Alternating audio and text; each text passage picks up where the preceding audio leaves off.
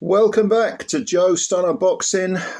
One of the fights on the undercard of the Chris Eubank Jr. Conor Benn fight, which is this coming Saturday, will be the return of Chris Billam-Smith, the former WBO cruiserweight champion, and he is fighting the 33-year-old American Brandon Glanton, who has 20 wins with 17 KOs, so high KO ratio, 2 defeats, which were back-to-back in 2022-2023.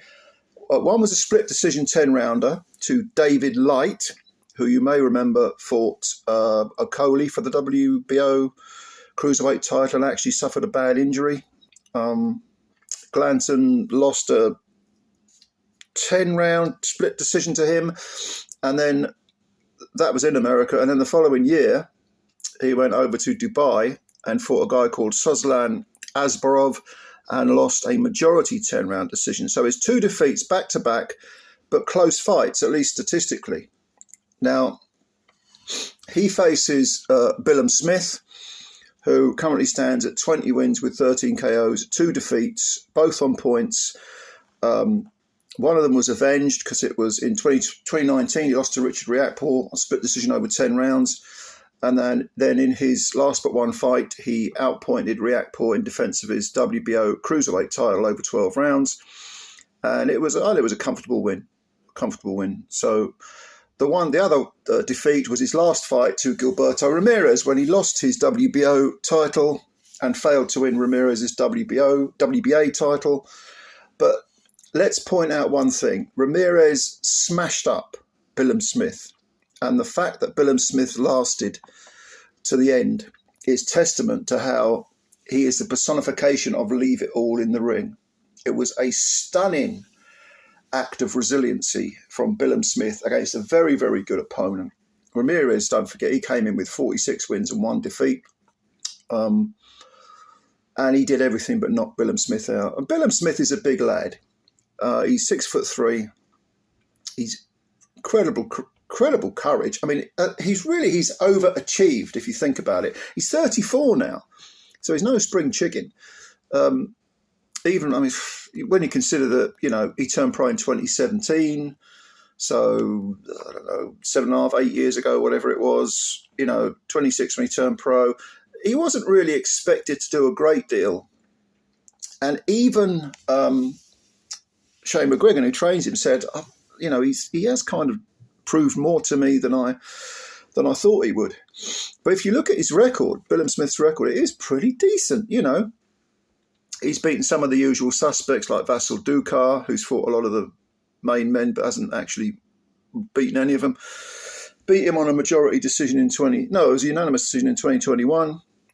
He's beaten Tommy McCarthy twice. He won a split decision, and then in the rematch, he stopped him in 8 rounds, knocked him out in 8 rounds. He's beaten Isaac Chamberlain, which is a pretty good win, I'd say. That was a unanimous decision. It was not a majority. It was an unanimous decision. Okoli, there was that strange road wreck of a fight with Lawrence Okoli, all sorts of knockdowns and hugging and points off and all sorts of shite going on there. It was such a bad fight. It was almost sort of perversely enjoyable to watch. And that was Okoli's only defeat. He was the WBO champion. Billam-Smith took the title off him, and amazing, that was only a majority decision. One of the judges, I think it was something like 112 or something like that, something weird. Even though Okoli was down, I think 3 times and had put 2 points off. So God only knows what, if he hadn't had the knockdowns and the points off, he'd have probably won a wide decision on that particular card. But no, I thought the right man won that fight. And then having won the title, Billam-Smith made a successful defence against the veteran Mateusz Masternak. Then he went on to defeat Riakporhe, and then he lost it to Ramirez. So, a real tough nut. If you saw him after the Ramirez fight, he had all sorts of cuts, stitches, abrasions, swellings, very bad blue bruising. He had his hand in a cast. His hand was busted. I mean, he left it all in the ring against a very, very good fighter. But the flip side of that is that Brandon Glanton at 33 is only a year younger than Akoli, but just doesn't have the resume, to compare. Like I say, he lost to David Light, who sadly suffered a bad defeat and his career ended. Bad injury. But apart from that, I looked down his record on BoxRec. I couldn't see any real names at all. But that's not to say he's a bad fighter. And one thing that was noticeable about Brandon Glanton is that he'll be fighting in Britain, obviously. It's at Tottenham Hotspur Stadium. Prior to this fight, about a year ago, he went to Russia and he took on Alexei Urgarov. As you can probably guess, a Russian fighter in Russia. He knocked him out in 11 rounds. And prior to that, he went over to France and took on Emil Markic and knocked him out in 2 rounds. A French fighter. He's also fought in Dubai, which is when he lost to Asbarov, majority decision over 10. I think he's fought in Mexico. I can't remember who against. It was against someone I never heard of anyway. And he's fought many times in his home country of the US. So he is quite well travelled. And for the most part, he's picked up wins on the road. And he's never been stopped. His nickname, his alias, is Bulletproof. And, well, none of us are literally bulletproof, are we? We can all be hit and hurt. But at 5'11", he's kind of a stocky cruiser, 4 inches shorter than Billam-Smith. From what I've seen of him, and I haven't seen a great deal of him, he has, decent enough basic skills. He's not a mug, he's not a bum. He looks to put controlled pressure on the opponents. He's got 17 KOs in 20 wins, which hints that he's got some pop to his punches, even though the quality of the opposition hasn't always been great. But, and he has gone the distance. I mean, he went into the 11th round against Urgarov in his last fight. That's good.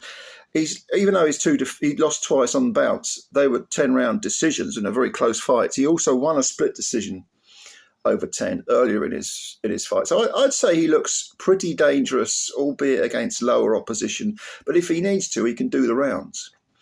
And I think he will need to do the rounds against Billam-Smith, because the question, whenever someone takes an absolute shellacking like Billam-Smith took against Ramirez, is how much is that taken out of him long term? And I mean, I remember watching that fight through squinted eyes and through my fingers.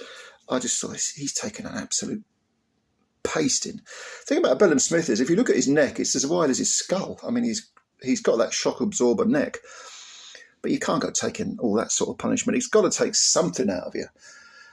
And I think Glanton, with his decent power early on, will test Chris. And you just never know. You just never know. Once you reach that tipping point of a mixture of age, miles on the clock, a bad beating, and so on and so forth, it does get to the point where suddenly little cracks appear in the chin. And as they say, once the chin is truly cracked, it's never the same again. I'm thinking of someone like Ray Mercer, who in his pomp and circumstance had the most incredible chin. But then I think, was it Evander Holyfield dropped him? And once he was on the floor, he ended up getting stopped a few times in his later career. Sometimes that happens. Because as we know, the chin, it's all wired up to the brain and so on. And, the nerve endings and so on. It's all part of the same system. So once there's some damage, you can sort of unravel pretty quick. You do get freaks of nature, like Oliver McCall, for example, or I don't know, a few others you could mention, Hagler maybe. But Billam-Smith takes a good wallop. He'll probably need to absorb it early on against Glanton. He's got Shane McGuigan in his corner, Billam-Smith, so probably Shane will have. Well, I would imagine Shane would tell him, be a little bit conservative, a little bit reticent at the start. Just get your boxing going, get some rhythm going. Keep Glanton on the end of the jab. Glanton's really his main chance of victory, especially when you consider the dimensions and the skill levels of the two, is to get in close early, force Smith to work quick from the start, and then hope to, bang to the body, switch to the head, both hands, up and down and up, and really just make Billam-Smith remember the beating that he had against Ramirez and put some sort of shade on his confidence, maybe. Of course, the flip side can be true. Billam-Smith, if he does get into a rhythm quickly and he starts outboxing Glanton could himself psychologically unravel and think, oh, I just can't get near him, or I can't do this. I think probably the latter is what's going to happen. I think Chris Billam-Smith will stick to his boxing, a little bit slow to start with, just to get his feet wet. I think Glanton will look dangerous with a few swings early on. There is always a chance with big punches that they can catch you early, always a chance. But I think Billam-Smith will have a little bit too much nous, a little bit too much savvy in the ring to get caught really early. I think you might take him 3 rounds to get his engine running. But I think he'll slowly box, mix up his punches, probably sticking a few to the body, that's what unravelled Masternak, actually. Masternak ended up quitting on his stall because of the body punch. I think he had a damaged rib. And I can see Chris doing that. There again, Chris is 4 inches taller than Glanton, so maybe Glanton will work his body. But Billam-Smith proved that he can take punches to the body as well as the jaw against Ramirez. Incredibly brave performance that was. And I think he'll be able to do so again. I see Billam-Smith winning a decision, probably unanimous, 116, 112, that sort of thing, around about that area. So I'm going for a Billam-Smith win on points. Let me know if you agree or disagree and why you disagree. If you do, that's no problem. Maybe you've seen more of Brandon Glanton than I have. I've only seen drips and drabs. So let me know if you have seen a lot of him, if you're an American guy or lady who's over there watching, you like your boxing and you'd be following Glanton. I don't know, over here in the UK, he's not so well known, but maybe he will be. Maybe he will be after this fight. You just never know, do you? But let me know what you think. Comments below. If you like this video, please hit the like button and also subscribe to the channel if you're new. And thank you very much for watching and looking forward to reading what you've got to say. Until then, bye for now.